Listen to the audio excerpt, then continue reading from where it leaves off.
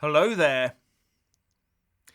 The news that the unamendable, locked-down Withdrawal Agreement Treaty has been amended might surprise you, but it has.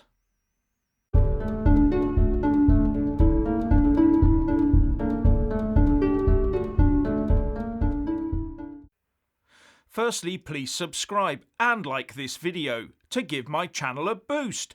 And I'm always uploading new content, so please do check back daily.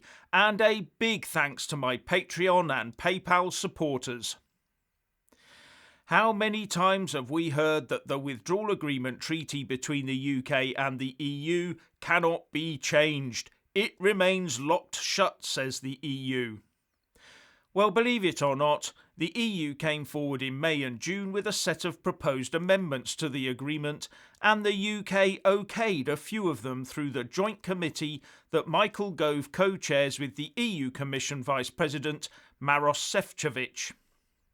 And this came about from a meeting of the EU Council that decided on the 10th of June 2020 to get their side to put these proposals through the joint committee.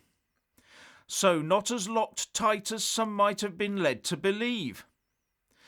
And this is the procedure that those opposed to the clauses that Boris Johnson has put in the UK Internal Market Bill seem to want to force the UK to use.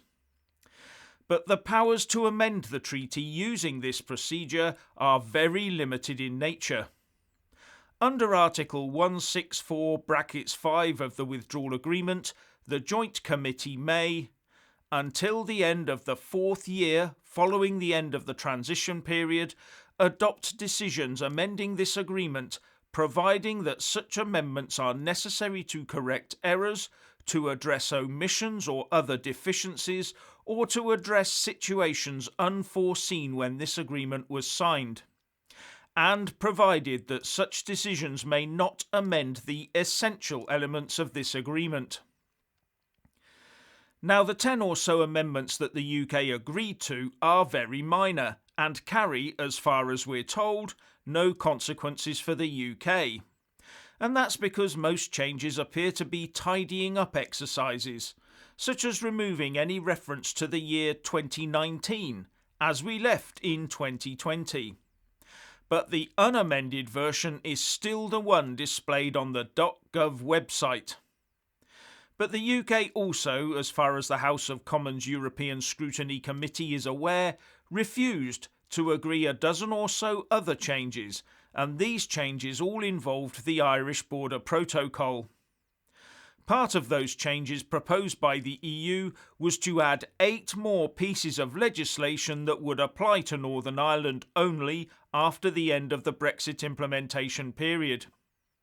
This covered things like single-use plastic bags, rules for a common lot identification system for foodstuffs, the marketing of seed and fodder plant, ornamental plant propagation, narcotics, the import of archaeological items after 2025, and governing the activation of the safeguard mechanisms the EU has negotiated in its trade agreements with certain non-EU countries, Singapore, Japan and Vietnam.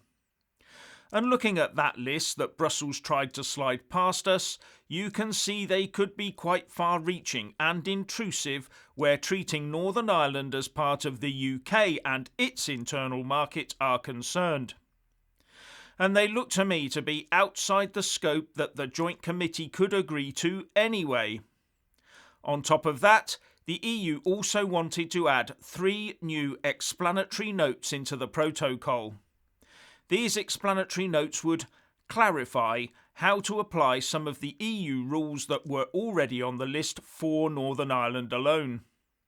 And on this, the House of Commons Committee said, at first glance, these clarifications would appear to disadvantage Northern Ireland producers when faced with dumped or subsidised imports compared to their competitors elsewhere in the EU single market for goods. Good job the UK didn't agree to them then. Something the committee agreed with. The more I look at this, the more it looks to me like the constitutional position of Northern Ireland within the UK has been compromised. something that I and many have said must surely break the Good Friday Agreement.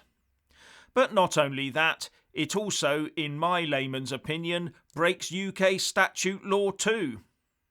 Now, when the Good Friday or Belfast Agreement was signed up to by the UK and the Republic of Ireland, it contained draft wording to be placed within the respective national legislations. And part of the draft wording for the UK was, "It is hereby declared that Northern Ireland in its entirety remains part of the United Kingdom and shall not cease to be so without the consent of a majority of the people of Northern Ireland voting in a poll held for the purposes of this section in accordance with Schedule 1. As I said, this is contained within the wording of the Belfast Agreement, and it was passed into UK law by statute with the Northern Ireland Act 1998.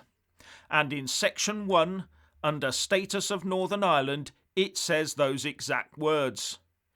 It is hereby declared that Northern Ireland in its entirety remains part of the United Kingdom and shall not cease to be so without the consent of a majority of the people of Northern Ireland voting in a poll held for the purposes of this section in accordance with Schedule 1.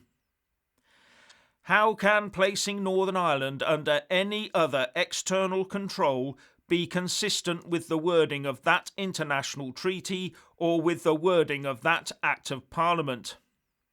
Surely the 1998 Act would have to be amended specifically to say something along the lines of subject to the Withdrawal Agreement Act. But if we did that, it would be an admission of a change in the status of Northern Ireland. And to do that properly would require a change to the Belfast Agreement, and in turn to do that would possibly require a vote in Northern Ireland. Now there is the concept of implied repeal, of course, where a later act overrides an earlier one. But how can you argue the use of such an untidy legislative mechanism with such an important constitutional act as the 1998 Northern Ireland Act? The really big point for me in all of this is that no one on the Brexit or government side appears to be arguing the Belfast Agreement case for Northern Ireland and the people that live there. Why are their fears of being dragged out of the UK not being properly addressed? So far the arguments have been totally one-sided, with the main aim seeming to be to ensure the sanctity of the EU single market, something that seems to take priority over everything and everybody, even post-Brexit UK. How does that preserve the peace?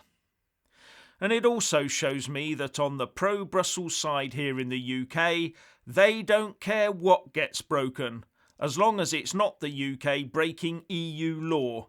Nothing else matters to them. Anyway, if you want to hear more from me, please don't forget to subscribe and also press that little bell, or you won't get any notifications. And if you want to see more of me, buy a mug with my mug on it by following the link in the descriptions box below, and support me on Patreon or PayPal. So what do you think about this? Please share and comment, and thank you for watching.